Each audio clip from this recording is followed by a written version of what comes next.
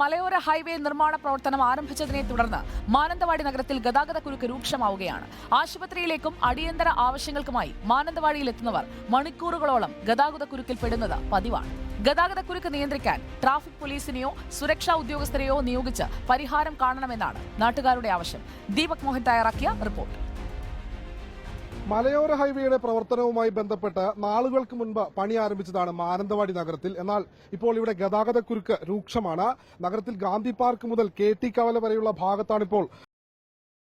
എന്നാൽ ഈ റോഡ് പണി അനന്തമായി നീളുന്നതുകൊണ്ട് നിരവധി ആളുകളാണ് ദുരിതത്തിലേർപ്പെടുന്നത്. ആശുപത്രിയിലേക്കും അതുപോലെ തന്നെ അടിസ്ഥാന സൗകര്യങ്ങൾക്കുമെല്ലാം വരുന്ന ആളുകളെല്ലാം തന്നെ വലിയ ബുദ്ധിമുട്ടിലാണ്. മിക്ക സമയങ്ങളിലും ഗതാഗതക്കുരുക്ക് രൂക്ഷമാകുന്നതിനാൽ തന്നെ കൃത്യസമയത്ത് സ്ഥലത്ത് എത്തിച്ചേരാൻ കഴിയുന്നില്ല.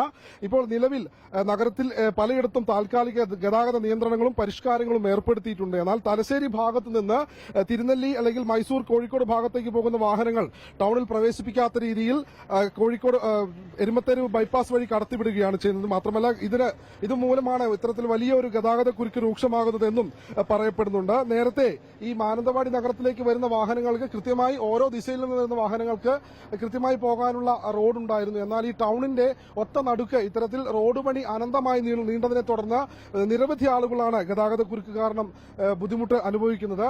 എന്താണ് ഇപ്പോൾ ഇവിടുത്തെ സ്ഥിതി? റോഡിന്റെ പണി എങ്ങനെയാണ് തീരുന്നത്? റോഡിന്റെ പണി ഒരു വർഷമായി മലയോര ഹൈവേയുടെ പണി തുടങ്ങിയിട്ട്. ഈ മലയോര ഹൈവേയുടെ പണി തുടങ്ങി ഒരു വർഷം കഴിഞ്ഞിട്ടും അധികാരികളുടെ ഭാഗത്തു നിന്നുള്ള കടുത്ത അനാസ്ഥ മൂലമാണ് ഇത്രയും കാലമായിട്ട് ഈ റോഡ് പണി പൂർത്തീകരിക്കാൻ വേണ്ടിയിട്ട് സാധിക്കാത്തത്.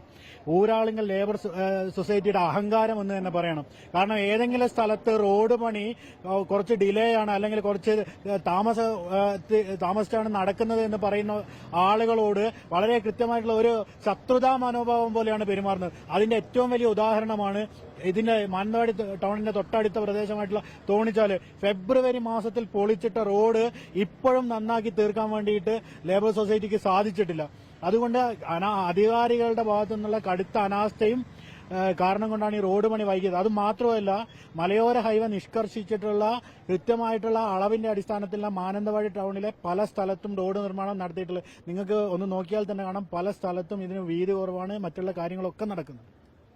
ഇദ്ദേഹം സൂചിപ്പിച്ചതുപോലെ തന്നെ റോഡിന്റെ കൃത്യമായിട്ടുള്ള മാനദണ്ഡങ്ങൾ അനുസരിച്ചല്ല ഇത്തരത്തിൽ ഇവിടെ റോഡ് പണി നടക്കുന്നതെന്നും പറയപ്പെടുന്നുണ്ട്. മാനന്തവാടി നഗരത്തിൽ മാത്രമല്ല സമീപ പ്രദേശങ്ങളിലെ റോഡിന്റെ അവസ്ഥയും ഇത് തന്നെയാണ്.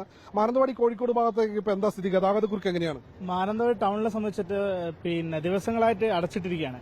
മെഡിക്കൽ കോളേജിലേക്ക് പോകേണ്ട അത്യാവശ്യ വാഹനങ്ങളടക്കം ബ്ലോക്കിൽ പെടുകയും രോഗികൾക്ക് സമയത്തിന് ഹോസ്പിറ്റലിൽ എത്താൻ പറ്റാത്ത അവസ്ഥയാണ് ഇപ്പോൾ നിലനിൽക്കുന്നത്. മാത്രമല്ല, ഇവിടെയുള്ള കടകളിലൊക്കെ നോക്കിയാൽ അറിയാം, കൃത്യമായി പൊടിശല്യം വളരെ രൂക്ഷമായിട്ട് നിലനിൽക്കുന്നുണ്ട്. ജനങ്ങളൊക്കെ ആകെ പൊറുതിമുട്ടിയ അവസ്ഥയിലാണ് ഇപ്പം മാനന്തവാടി ടൗണിൽ നിലനിൽക്കുന്നത്. എത്രയും വേഗം ഈ താൽക്കാലിക ദിശാ ബോർഡുകൾ ഒഴിവാക്കി കൃത്യമായി പോലീസിനെയും അതുപോലുള്ള സുരക്ഷാ ജീവനക്കാരെയും നിയോഗിച്ച് കൃത്യമായി ഈ ഗതാഗതക്കുരുക്ക് ഒഴിവാക്കുന്ന രീതിയിലുള്ള നിയന്ത്രണങ്ങൾ അധികൃതർ കൊണ്ടുവരികയാണെങ്കിൽ മാനന്തവാടി നഗരത്തിൽ ഇത്തരത്തിലുള്ള ഗതാഗതക്കുരുക്ക് ഒഴിവാകുകയും ആളുകൾക്ക് എളുപ്പത്തിൽ സഞ്ചരിക്കാൻ കഴിയുന്ന ഒരു സാഹചര്യം ഉണ്ടാകും. അതുതന്നെയാണ് ഈ ഭാഗത്തുനിന്നുള്ള പ്രദേശത്തുള്ള ആളുകളുടെ അഭിപ്രായവും ആവശ്യവും.